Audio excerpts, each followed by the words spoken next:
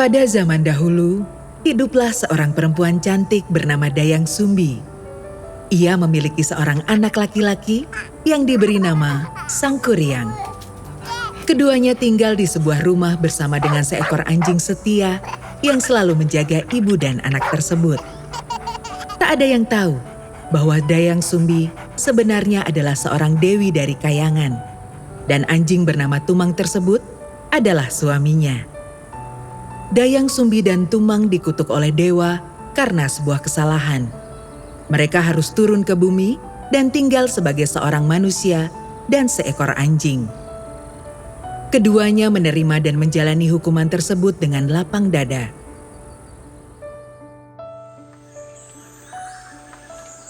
Sangkuriang muda sangat gemar berburu. Saat berburu, ia selalu ditemani oleh Tumang. Mereka berdua sangat cekatan dalam memburu mangsa. Tumang mengejar rusa, babi hutan, dan kelinci hingga mereka tersudut. Lalu Sangkuriang menombak hewan buruan tersebut. Hampir setiap selesai berburu, keduanya membawa banyak hewan untuk dimakan atau dijual. Pada suatu hari, Sangkuriang pergi berburu lagi dengan Tumang. Anak muda itu melihat seekor kijang dan ingin memburunya. Ia memberi perintah kepada Tumang untuk menyergap kijang tersebut lalu mengejarnya. Setelah mengendap-endap agar tak ketahuan, Tumang segera mengejar mangsanya. Namun ternyata kijang itu berlari sangat cepat, jauh lebih cepat daripada kijang lain yang pernah mereka buru. Sangkuriang yang ikut mengejar dari belakang terengah-engah kehabisan nafas. Setelah beberapa lama, ia sampai di pinggir sungai dan melihat Tumang sedang mengendus-endus kebingungan. Tumang, di mana kijang itu? Apakah kau kehilangan jejaknya? Teriak Sangkuriang dengan nada kesal. Tumang hanya bisa menyalak. Kijang itu melesat bagai anak panah dan anjing tersebut tak mampu mengejarnya. Air sungai membuat penciumannya melemah. Ia tidak dapat mengendus jejak kijang untuk mengetahui ke arah mana hewan itu berlari. Betapa marahnya Sangkuriang. Ia sangat menginginkan kijang itu, dan mereka sudah berlari sedemikian jauh untuk mengejarnya. Kau ini bagaimana sih? Umpat Sangkuriang. Bagaimana mungkin kau kehilangan jejak kijang itu, dasar anjing bodoh? Dengan marah, diambilnya sebuah batu dari pinggir sungai dan dilemparkannya ke arah Tumang. Batu tersebut tepat mengenai kepalanya dan membuatnya tersungkur. Sangkuriang terkejut dengan apa yang baru saja dilakukannya. Segera dipeluknya Tumang yang tak bergerak lagi. Kepala anjing tersebut penuh darah. Matanya terpejam dan nafasnya mulai tak terdengar. Tumang, Tumang, maafkan aku. Jerit Sangkuriang dengan panik. Aku tak bermaksud membuat kepalamu terluka. Tapi aku hanya kesal saja. Bangunlah Tumang, jangan mati. Sayang sekali, darah di kepala Tumang begitu banyak hingga akhirnya anjing itu menghembuskan nafas terakhirnya. Sangkuriang menangis sedih. Ia menyesali perbuatannya. Namun, nasi telah menjadi bubur. Anjing kesayangannya telah mati. Sangkuriang menangis cukup lama sebelum akhirnya ia menguburkan Tumang. Setelah selesai, ia berjalan pulang dengan lunglai. Hatinya pun pilu.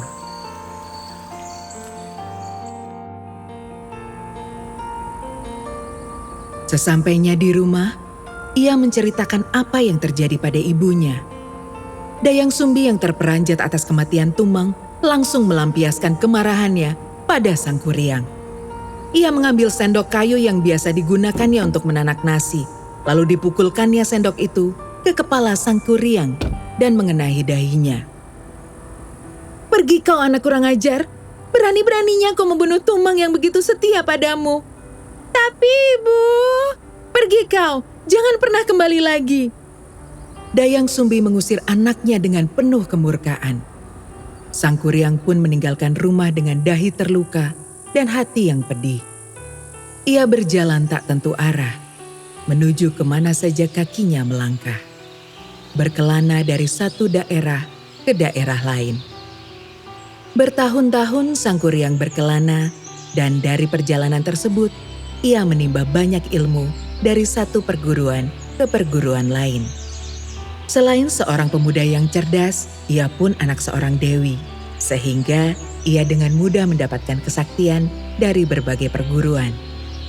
Semakin hari, kesaktiannya bertambah kuat, dan Sang Kuryang menggunakannya untuk membantu orang-orang yang kesulitan. Hingga suatu hari, Sang Kuryang sampai di sebuah desa. Sebenarnya, desa itu adalah desa kelahirannya. Namun Sang Kuryang tidak mengenali karena ada begitu banyak perubahan di sana. Selain itu, luka di kepalanya saat dipukul ibunya dulu serta rasa tertekannya akibat kematian Tumang dan pengusiran Dayang Sumbi membuatnya melupakan masa kecilnya. Ketika beristirahat sejenak di sebuah kedai minum, Sang Kuryang melihat sosok seorang wanita. Ia terpana akan kecantikannya dan berniat untuk menikahi wanita itu. Sang Kuryang tak tahu bahwa wanita itu adalah Dayang Sumbi. Oleh karena Dayang Sumbi adalah keturunan dewa, sehingga ia tak bisa menua. Wajahnya semuda gadis-gadis remaja dan hal itulah yang membuat Sang Kuryang tak mengenali ibunya sendiri. Dayang Sumbi pun awalnya tak mengetahui siapa Sang Kuryang, sebab anaknya itu telah tumbuh menjadi pemuda gagah dan tampan. Ketika Sang Kuryang mendekatinya, ia tak menaruh curiga sama sekali, hingga ia melihat bekas luka di dahi pemuda itu. Seketika, tahulah ia bahwa pemuda itu adalah Sang Kuryang, anaknya. Dayang Sumbi menjadi sangat ketakutan, terutama karena Sang Kuryang tidak mempercayai penjelasannya. Pemuda yang kasmaran itu bersikeras melamar Dayang Sumbi. Karena kehabisan akal, Dayang Sumbi pun mengajukan 2 syarat. Pertama, Sang Kuryang harus membendung Sungai Citarum. Dan syarat kedua, Sang Kuryang harus membuat sampan besar untuk menyeberangi sungai itu. Kedua syarat itu harus sudah dipenuhi sebelum fajar menyingsing.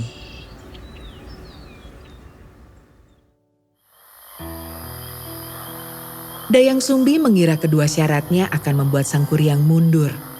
Ia tidak tahu bahwa anaknya memiliki kesaktian.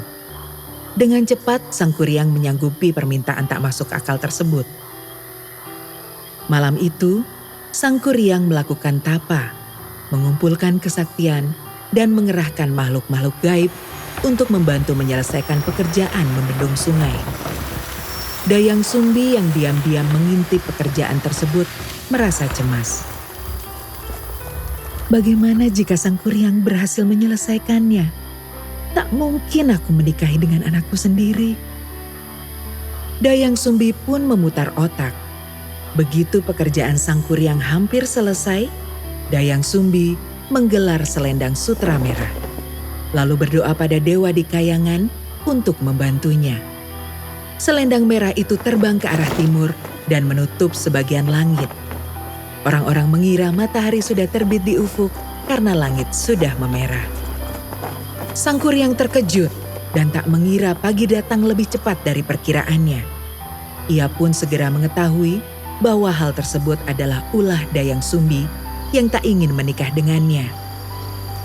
Karena patah hati, Sang Kuryang menjadi marah. Ia mengamuk, menjebol bendungan yang dibuatnya. Air bendungan menerjang dan mengakibatkan banjir bandang. Penduduk desa ketakutan dan berlarian mencari tempat aman.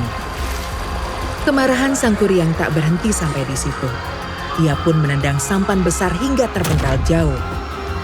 Kesaktiannya membuat sampan tersebut jatuh terbalik dan berubah menjadi sebuah gunung.